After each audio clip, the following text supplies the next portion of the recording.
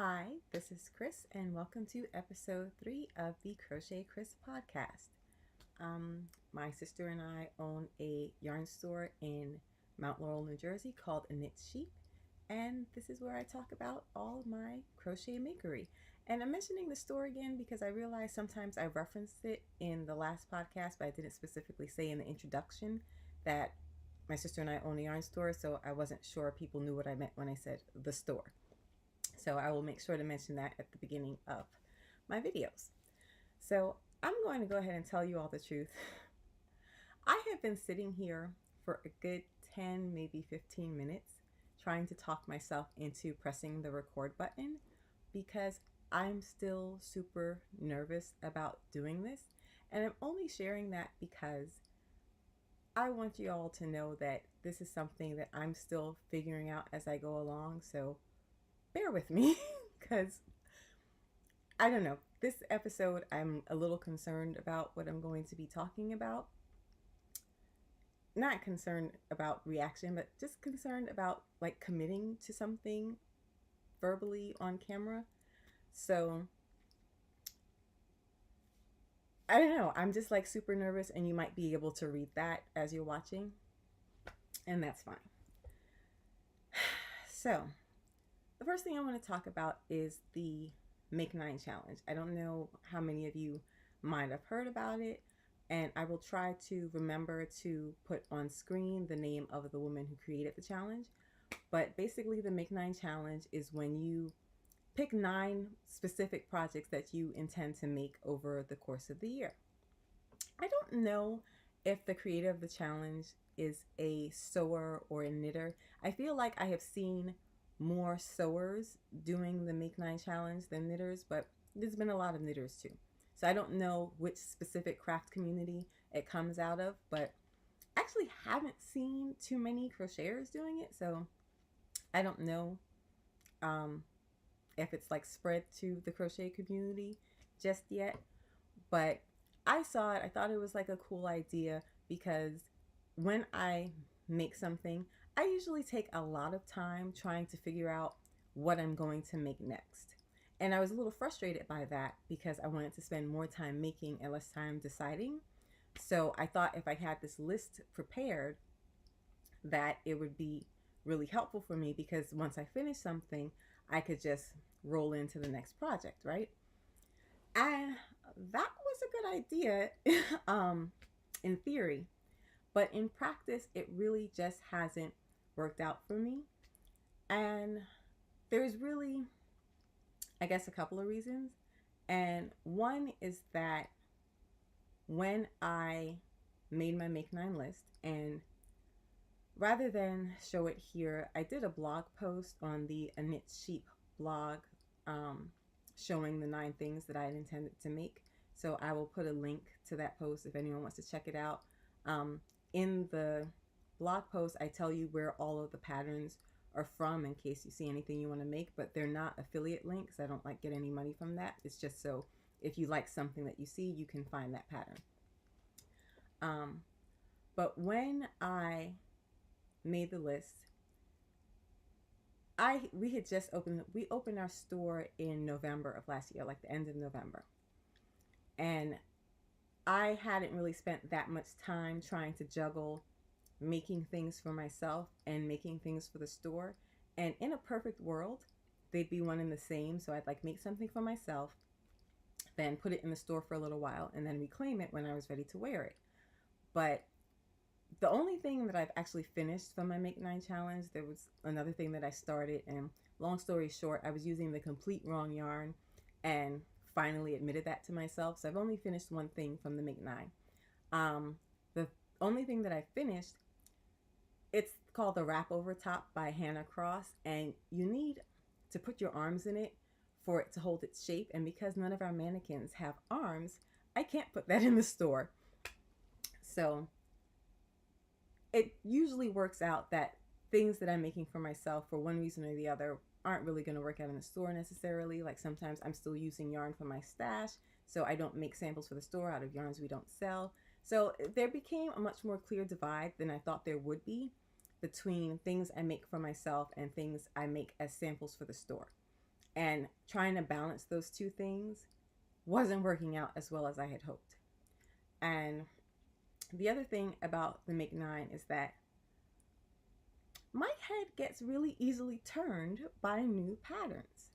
So while it seems like a good idea to have this list ready made, I would see new things all the time. Like, for instance, the Rainbow Smiles top that I started, that I showed you all in the last episode. That's not on my Make 9. But I just saw the design on, I think it was on Instagram, and I was like, that's so cute. I really want to like wear that sweater. I usually, pick things that I specifically want to wear. And I started it, right? It kind of totally jumped the line and I started the sweater. And that happens a lot. And I started to feel a little like hamstrung by the list. In fact, I would like, if I wanted to make something else, or if I started something else like the Rainbow Smile sweater, I would kind of like admonish myself because I was making something that wasn't on the list. And the aslant skirt, the skirt that I showed you all in the last video, because I showed 2 whips in the last video, and the aslant skirt is on my Make 9 list, so that's like, approved. But the Rainbow Smile sweater isn't.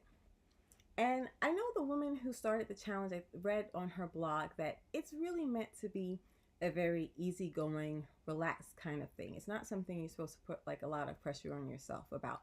But the fact is, it was just like a goal that I set for myself. And you want to like achieve goals that you set for yourself. So I finally come to the point where I'm just like giving myself permission to entirely cancel the Make 9 list. I may still make things from it. Maybe we'll get to that. But it's no longer like my guiding list. It's no longer my official cue, right, for the things that I intend to make this year. And I'm actually completely okay with that. I feel fine about that because it was something that I was just doing for fun. And when I realized that there were other things that I could do that I thought were more fun, I was like, you know what, I don't need to stick to this list. However, I'd really like to hear from some of you how you feel about challenges, because I feel like I really want to say that the Make 9 is probably the first maker crochet challenge that I've tried to participate in.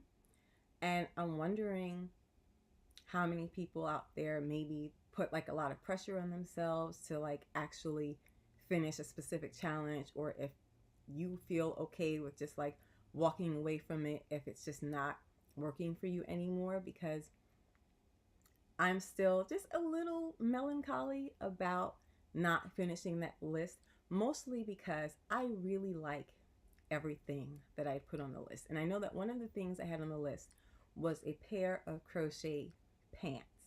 I didn't have a specific pair of pants that I wanted to make because I hadn't found a pattern that I liked yet. But so I just put in like a little placeholder outline, and I have since found a vintage pattern that, I might try. But I really want to make some crochet pants.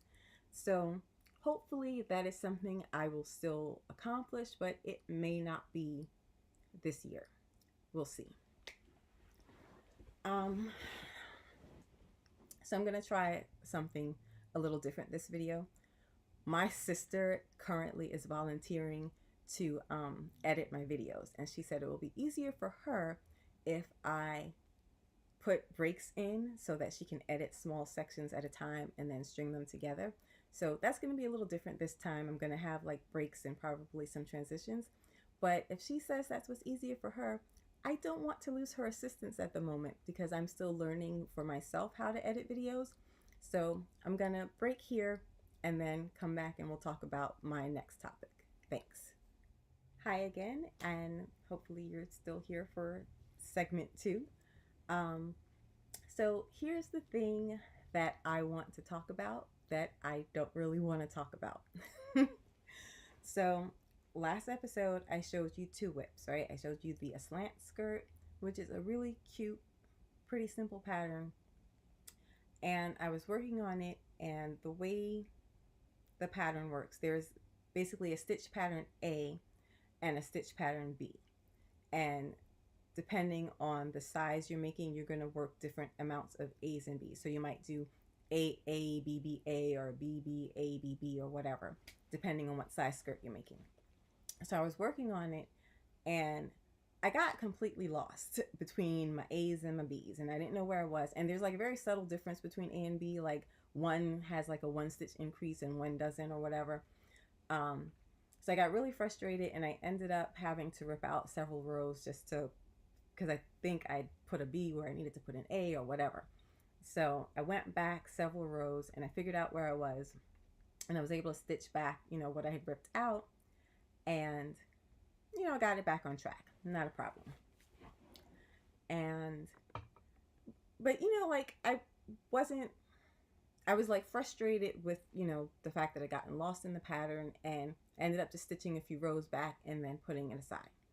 I'm concurrently working on the Rainbow Smile sweater, and I know I mentioned in the last video that I'm not crazy about particularly sweater designs, but really any crochet garment that's generally just all double crochet, right? Because I just don't love how that fabric looks. And I mean, as compared to something that's all single crochet, right? I just think that looks neater and cuter, basically.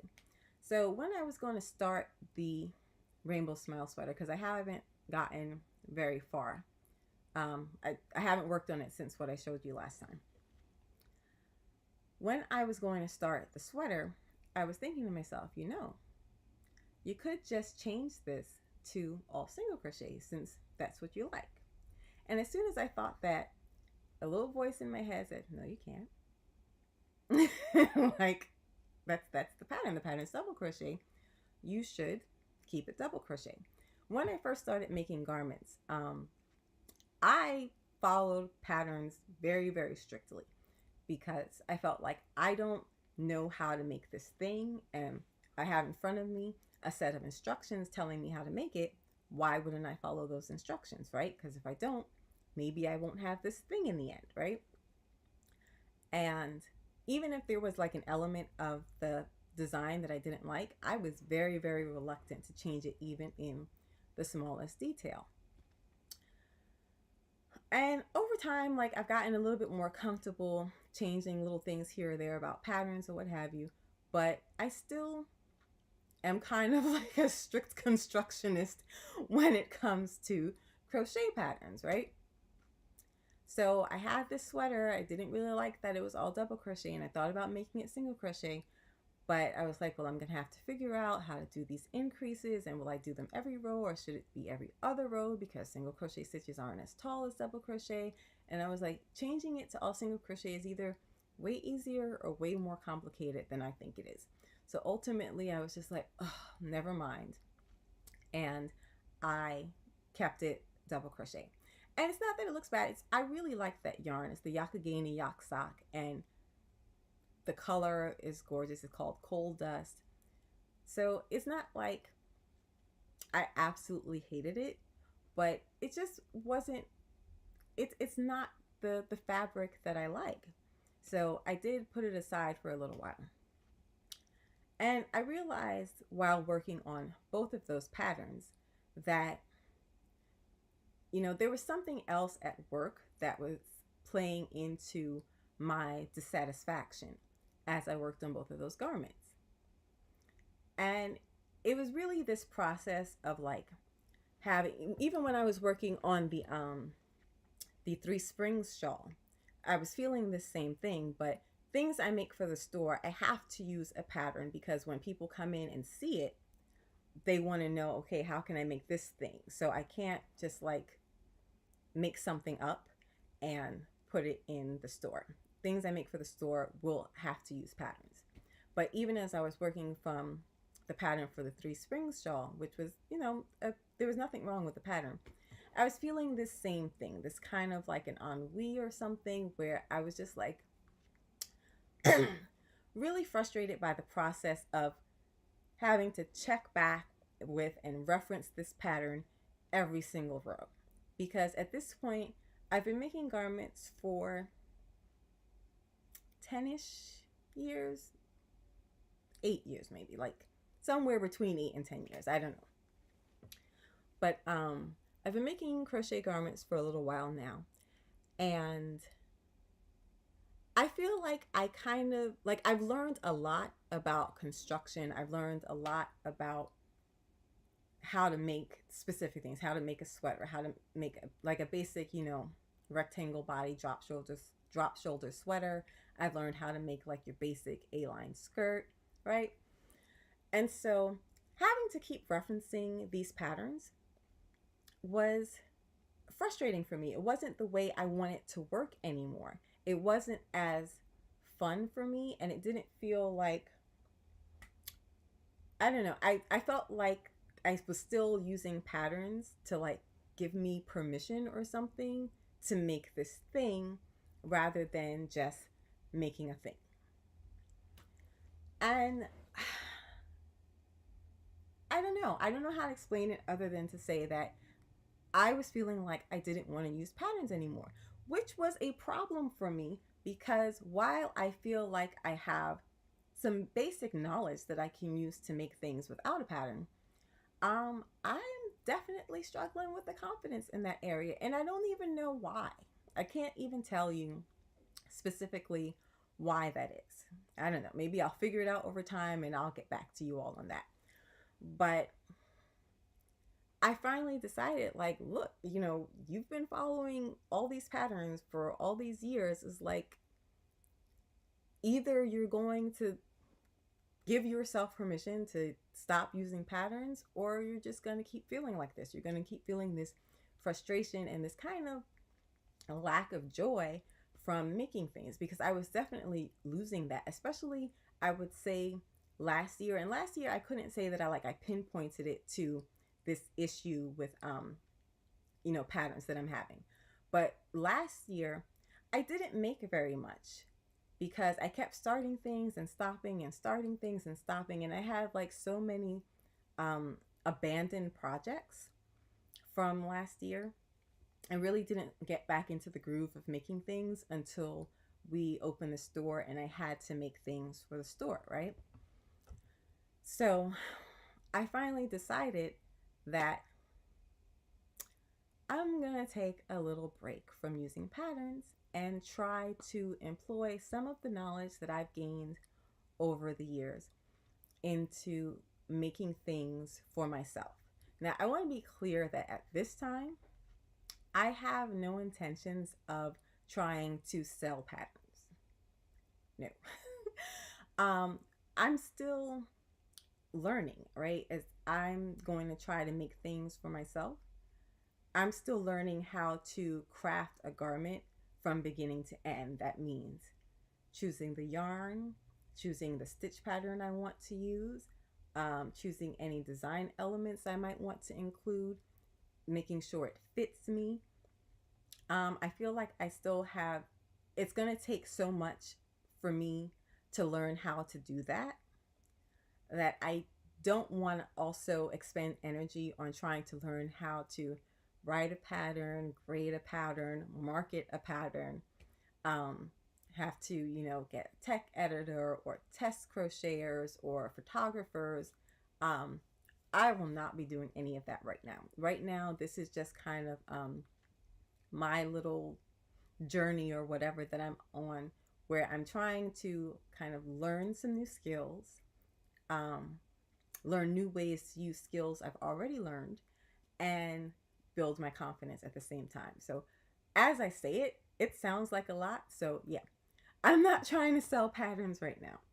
But I think this is a good thing because I feel like I've maybe just now figured out what this channel is going to be about. It's mostly going to be me falling flat on my face as I try to create original garments that at this point I'm not at all confident that I can create, right? So feel free to, follow along with that if you think that might be your thing. And I feel like that's the direction that I want to move in right now. So I'd like to hear from all of you any new things that you are trying out, or what like was the last major hurdle you overcame in your crocheting or your making life, because and really kind of how you worked through the emotions associated with overcoming that hurdle, because I need all the help I can get right now. I will say though, I do have an amazing resource in my mom. Now my, let me give props to Lisa. Lisa's awesome. She has been so like encouraging and supportive, and she really wanted me to start this YouTube channel, and she was like, I will, edit your videos or whatever you need me to do. But my mom is a crocheter. She's been crocheting most of her life. And my mom doesn't like to use patterns. In fact, she just started really working from patterns once we opened the store, because she also helps us by making samples for the store. But my mom will just pick up some yarn, and if you ask her what she's making, she'll always say, I don't know, because she's creating it as she works. So I know that as I need help with this, I can go to her and say, well, what do I do about this? Or how do I create this design element, or what have you? So it's good to know that I'm not entirely like flying without a net. The funny thing is though, she won't know any of this until she watches this video, because I have not told her any of this. So I'm hoping that when she sees this, she will decide that yes, she is willing to be kind of my mentor through this process. But that's what's happening next for me in my maker life, and hopefully you all will be willing to watch me, sink or swim, as whatever the case may be. So I guess we'll stop here for this segment, for Lisa's sake, and come back and talk about something else. Hi, and welcome back to the next segment, I guess. And I just realized that this little thing is in the corner of the video. So if you're wondering what that is, that's actually my microphone. It's just going to be there for now. I was so nervous about that last segment that I'm literally a little sweaty right now. I'm just sharing that because it's true. So not only did I hit pause on my Make 9, I hit pause on my 2 whips from the last episode, because I don't want to work from patterns right now. It's just not as enjoyable for me. And it's like, I'm feeling like, look, either I've learned something over the years, or I haven't, and I'm ready to test that, right?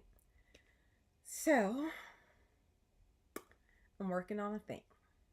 So I decided that for the first thing that I tried to make for myself, I want it to be as simple, read basic as humanly possible. And I'm making a sweater because I think I can make a sweater, right? So I'm not doing any fancy stitch patterns, and it's going to be your basic, rectangular body. Sorry, one of my bulbs just went out, so you're just going to see the video get a little bit dimmer. Rectangular body, drop shoulders, because I'm not going to try to do set-in sleeves for my first, original design. So let me show you what I've got so far. So this is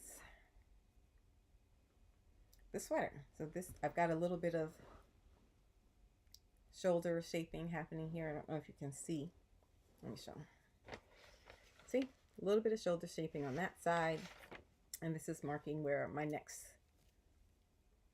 shoulder will start. This red yarn is gorgeous. First of all, look at that. This is the machete shop that I got at the Allentown Fiber Festival. I have kind of given myself like an unofficial challenge of trying to create original garments using all of my Allentown yarn, but don't hold me to that. That's just kind of like this idea I have in the back of my head, but we'll see if that actually happens. But for right now, I'm using the Machete Shop yarn. This is their simple sock base, which is 75 superwash merino, 10% nylon, no, 25% nylon, math. And the color is called Red Dragon.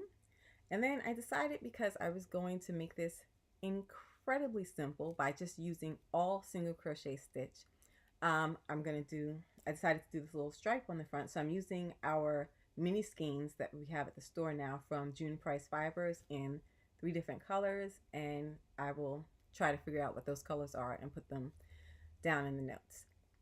At some point, there will be a blog associated with this channel where I can put like more details. So like as I'm working on things, I'll, keep you updated on what I'm using and how it's going, but one thing at a time. So just got a simple stripe pattern.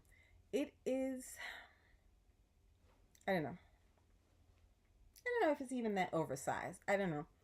I didn't want to be like too precious with the sizing. I didn't want to try to get like some exact fit. I just wanted to know that it would be something I could get over my head. And so I started with 100 stitches across and realized that might be a little bit small because I was only thinking about like my waist area and maybe forgot my bust. And so I ended up having to rip out what I had already started, and now I've made it 120 stitches apart, 120 stitches across, and I just did a simple ribbing at the bottom. So let's show you that. That's just post stitches, 2 front posts, 2 back posts, and then the body is just all single crochet. I'm not using any other stitches. I'm going to do a basic tapered sleeve that's going to have the ribbing at the cuff and all single crochet. And I realized a couple of things while I was working on this. One, I absolutely love the single crochet stitch. I love working it, and I love the fabric it gives you. One of the things I don't like about double crochet is that when you do all double crochet, it can be a little gappy between the stitches. So usually if you make a sweater out of that, you're going to have to wear something underneath it. Not as much with single crochet. So it's giving you a nice tighter weave to your fabric. The other thing I realized is that I said I started with 100 stitches across, and the bulb is kind of back on now. I started 100 stitches across, ripped out, and did 120.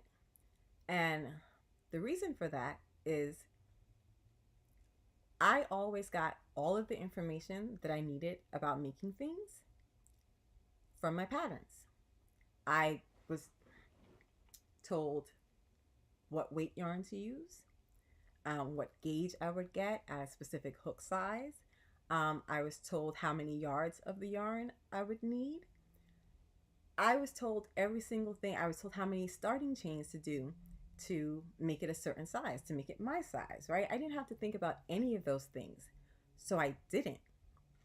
When I started this, I have 4 skeins of this red yarn, and I was like, is that enough to make this sweater? I think so. It should be, fingering weight should be fine, but I wasn't sure. And so what I have here, where I've stopped, this is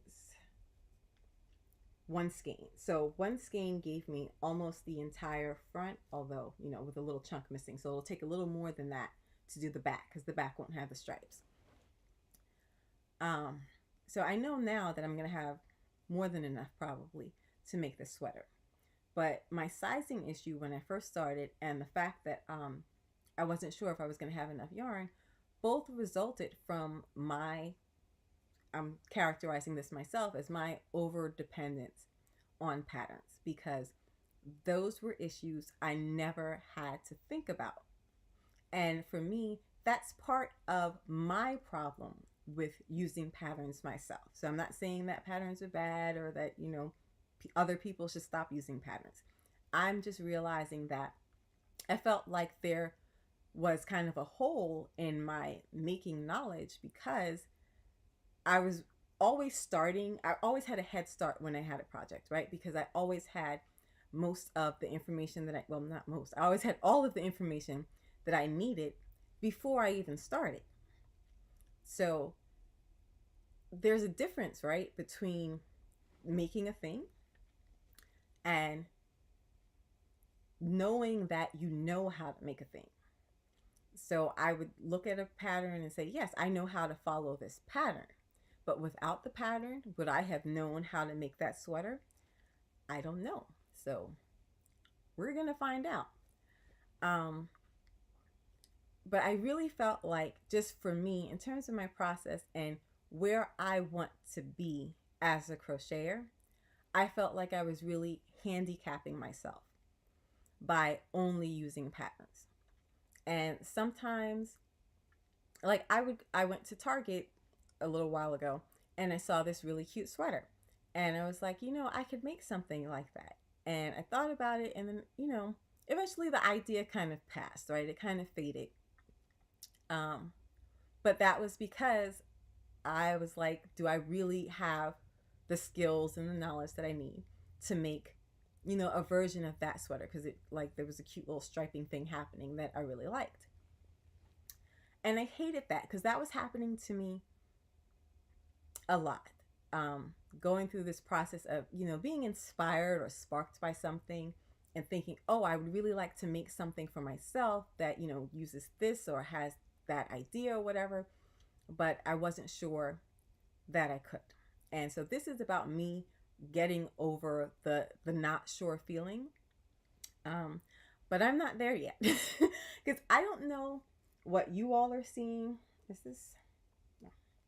Yes, I think this is the front.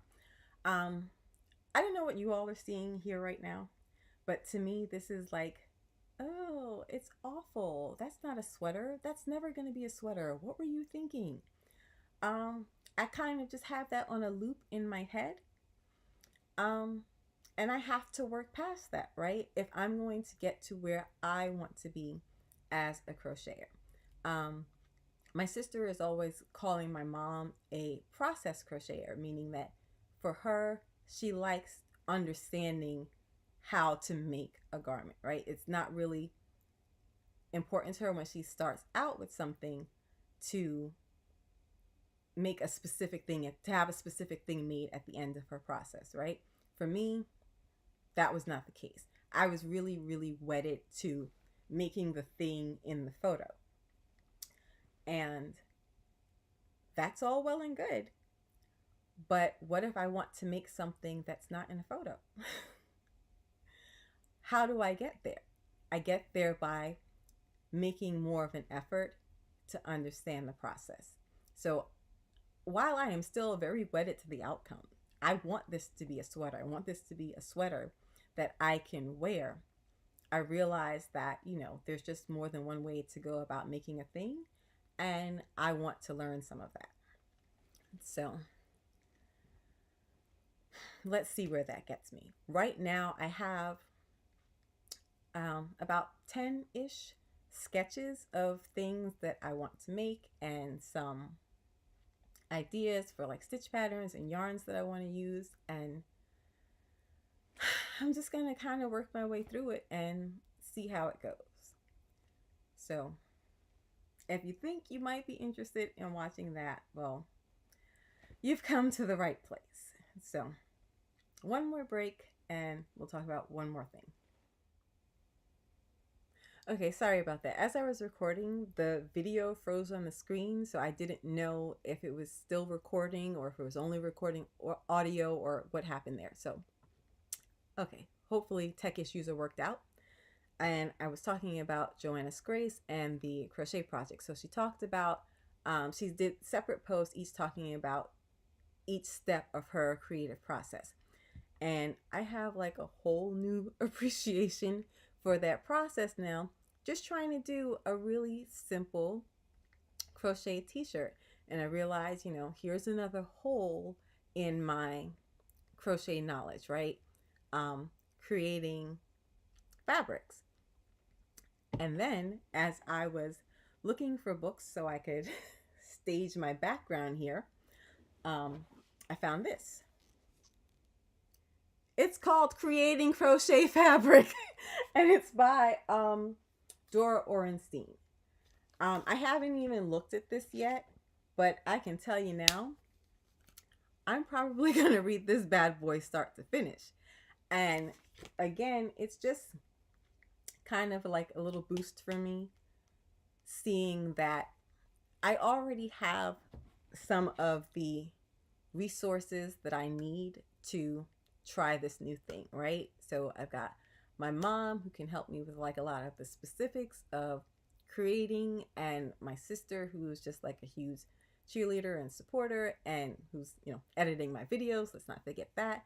And even honestly, a lot of people who come to the store, which is like super embarrassing for me, but a lot of people who come to the store will be like, oh, I saw your video and it was like really good, and you know, you're doing a good job or whatever. And I really kind of just want to put these out and pretend it's not happening. But the positive encouragement always helps.